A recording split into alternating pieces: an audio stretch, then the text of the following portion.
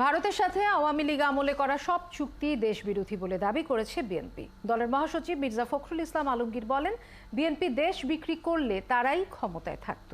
আওয়ামী লীগ সব উজাড় করে দিয়েছে বলেই তারা বিনা ভোটে ক্ষমতায় আছে। তিনি বলেন, প্রতিহিংসার কারণে চিকিৎসার জন্য খালেদা জিয়াকে বিদেশে যেতে দেওয়া হয়নি। শফিক আহমেদের প্রতিবেদন। গেল 15 দিনের ব্যবধানে প্রধানমন্ত্রী শেখ হাসিনা দুবার ভারত সরকারের আমন্ত্রণে সে দেশ সফর করেছেন। 1996 থেকে 2001 এবং 2008 থেকে 2024 পর্যন্ত সবচেয়ে বেশি সময় প্রতিবেশী দেশ ভারত সফর করেছেন প্রধানমন্ত্রী শেখ হাসিনা।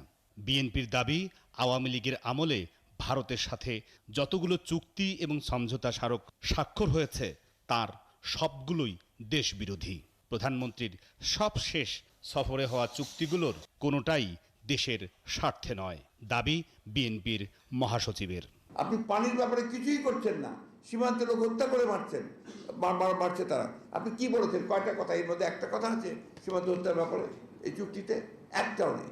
উনি নিজেই বলেছেন যে আমি সব কিছু উজাড় করে দিয়ে দিয়েছি, বলেন নাই আপনাদের? বলেছেন তো। তো ওই উজাড় করে দিয়ে তো উনি রেজাল্ট পাচ্ছেন। এবারও সব উজাড় করে দিয়ে এসেছেন, আবার রেজাল্ট পাবেন। এই চুক্তিগুলোকে বাংলাদেশের স্বার্থবিরোধী হওয়ায় বিএনপি এই চুক্তিগুলি প্রত্যাখ্যান করছে।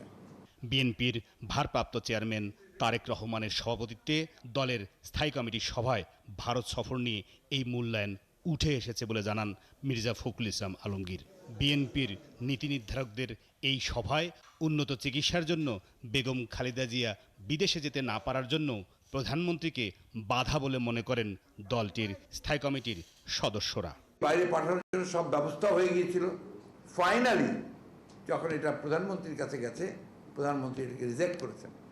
শুধু এটা নয়, আমরা বিভিন্ন মিশনগুলোকেও কাছে আমরা চিঠি দিয়েছিলাম, তারা চেষ্টা করেছে, তারা বারবার চেষ্টা করে ফেরত এসছে। তারা বলেছে you are sorry, we are undone. উনি শুনবেন না, হি ইজ ভেরি ভিন্ডিকটিভ, একদম এই উচ্চারণটা করেছে।